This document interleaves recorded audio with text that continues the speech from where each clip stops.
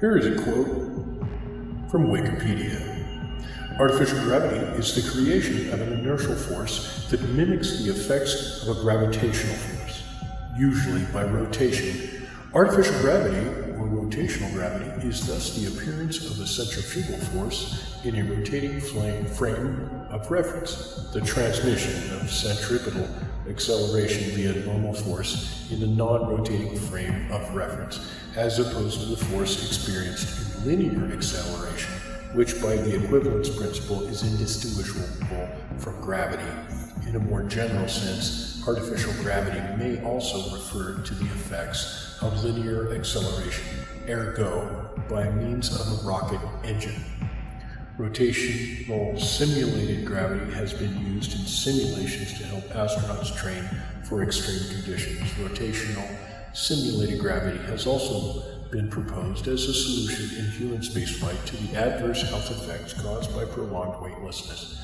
However, there are no current practical outer space applications of artificial gravity for humans due to the concerns about the size and cost of a spacecraft necessary to produce a useful centripetal force comparable to the gravitational field strength of Earth, G. Scientists are concerned about the effects of such a system on the inner ear of the occupants. The concern is that using centripetal force to create artificial gravity will cause disturbances in the inner ear, leading to nausea and disorientation. The adverse effects may be intolerable to the occupants. Now, this is a quote from Wikipedia that demonstrates quite well the current attitude towards artificial gravity in space. I intend to demonstrate the flaws in these ideas in this film. Thank you.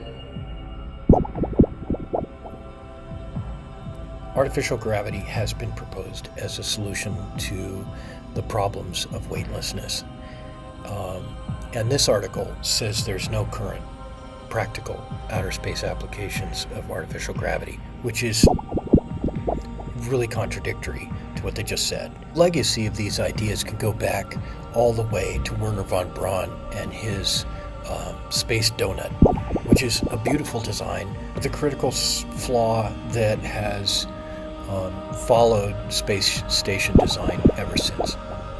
In order to reveal to you the nature of that flaw, I have to describe a couple of things about space architecture in terms of artificial gravity. Mechanical infrastructure and shielding as separate elements. Von Braun's design and all subsequent space station designs place these elements together. This dramatically increases cost due to increased structural requirements.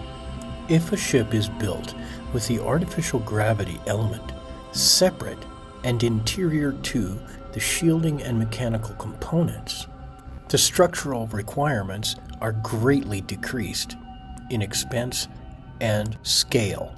The inner ear problem mentioned in the Wikipedia article is related to the relationship between the height of the person and the radius of the artificial gravity segment of the space station.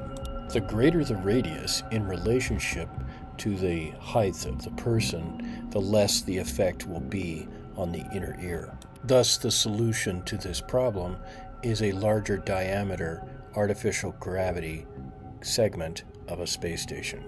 And now on the subject of the economics of artificial gravity, Mr. McNamara. This is the astroponicist, and I am an avatar for Mr. McNamara. We, ladies and gentlemen, are in a space renaissance. There have never been more successful space launches, nor has there ever been so much interest around the globe on the subject. The SpaceX company is the acme of this activity and likely to hold that position for the foreseeable future. Their Starship rocket is in the process of development, promising large payloads and rapid turnaround times. Mass production principles have entered the marketplace in the space industry, and the Artemis program will be the beginning of a new era of human spaceflight. with the promise of far greater numbers of population likely to travel to LEO and beyond for longer durations than have ever been before, artificial gravity research is needed more than ever. I'd like to thank all of you for watching our presentation today, and please join us another time as we continue to describe further elements in advanced artificial gravity systems in space. Thank you very much.